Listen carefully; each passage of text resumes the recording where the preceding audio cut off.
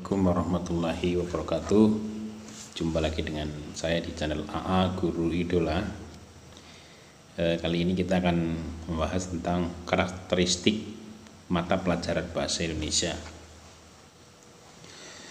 Kita tahu bahwa pelajaran bahasa Indonesia ini adalah modal dasar untuk belajar pengembangan tentang kebahasaan pada anak-anak Indonesia.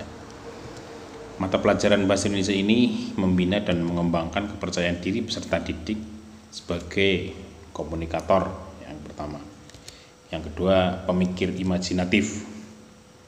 Dan yang ketiga adalah warga Indonesia yang literat atau melek informasi.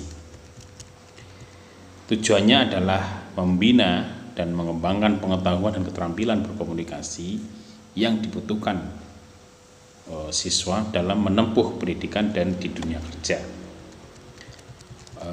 Kurikulum bahasa Indonesia ini ada 4 aspek ya. Sebenarnya kita tahu seperti kemampuan berbahasa, yang pertama adalah membaca, mendengar, membaca, memirsa, berbicara, dan menulis. Nah, yang paling mendukung ini pengetahuan siswa yang pertama adalah membaca, memirsa, berbicara, dan menulis. Jadi ada 4 aspek.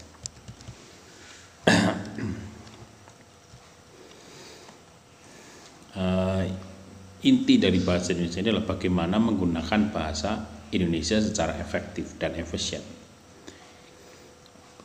Baik di dalam penulisan, di dalam berbicara, di dalam menulis, di dalam menyimak, dan lain-lain. Ini intinya adalah bagaimana supaya bahasa Indonesia itu digunakan secara efektif dan efisien, kemudian koheren ya, kalimat-kalimatnya itu tertata dengan baik, termasuk tata ejaan, tanda baca pada tingkat kata, kalimat, dan teks yang lebih luas. Dalam hal ini peserta didik itu diharapkan untuk memahami bahasa sebagai sistem dan bahasa sebagai wahana pengetahuan serta bahasa sebagai media komunikasi. Jadi ada 3 aspek. Yang pertama tentang sistem, bahasa sebuah sistem. Yang kedua bahasa sebagai wahana pengetahuan, dan yang ketiga bahasa sebagai media komunikasi. Kemudian di dalam bahasa Indonesia itu ada juga sastra ya. Pembelajaran sastra ini tujuannya adalah melibatkan siswa peserta didik dalam mengkaji nilai kepribadian, budaya, sosial, dan estetik. Karena karya sastra dalam pembelajaran ini berpotensi untuk memperkaya perspektif kehidupan peserta didik, memperluas pengalaman kejiwaan, dan mengembangkan kompetensi imajinatif. Peserta didik belajar mengapresiasi karya sastra dan menciptakan karya sastra, maka mereka akan memperkaya pemahaman peserta didik pada kemanusiaan dan sekaligus memperkaya kompetensi peserta didik pada kemanusiaan, pada berbahasa ya. Karena di dalam sastra ini siswa harus belajar untuk menafsirkan, mengapresiasi, mengevaluasi, dan menciptakan teks sastra seperti novel, cerpen, puisi, prosa, drama, film pendek, dan teks multimedia seperti teks lisan, cetak, digital, atau online. Karya sastra ini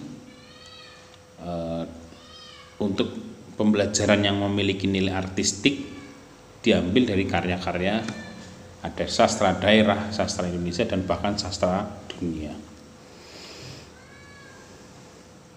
Nah, di pembelajaran ini juga siswa itu diberi pemahaman di dalam dunia sastra itu ada juga sastra yang tidak baik ya. Misalnya sastra yang mengandung kekerasan, sastra yang mengandung kekasaran, pornografi, konflik, dan memicu sara. Ini yang sastra-sastra yang harus dihindari di dalam pelajaran bahasa Indonesia.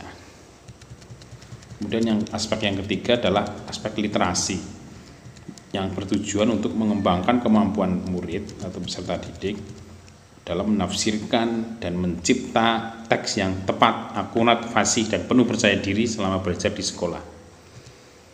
Dan selain belajar di sekolah juga untuk kehidupan di masyarakat. Maka dari kelas 1 sampai kelas 12 ini secara bertahap itu dibuat dari yang mudah, kemudian semakin kompleks dan semakin sulit, dari bahasa sehari-hari, pengalaman pribadi, kemudian dibuat menjadi semakin abstrak, kemudian bahasa ragam, teknis dan khusus, kemudian untuk yang paling akhir adalah bahasa akademik.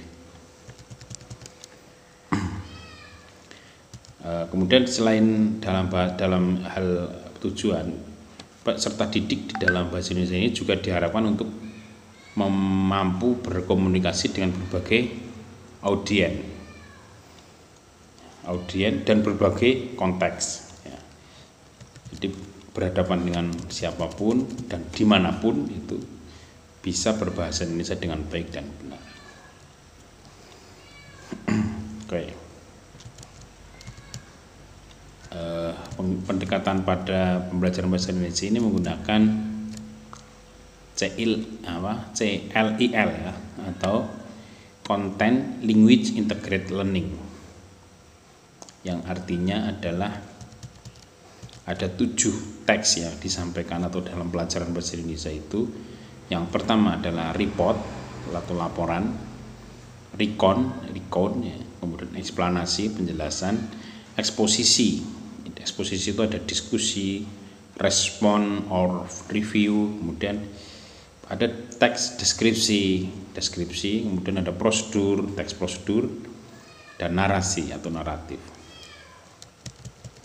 Misalnya lokasi untuk eksplanasi itu dapat berupa berita, ilmiah, populer, paparan tentang sesuatu. Naratif itu dapat berupa bercerita, cerita dan sejenisnya. Dan eksposisi itu berupa pidato, ceramah, semplum ya, dan lain-lain.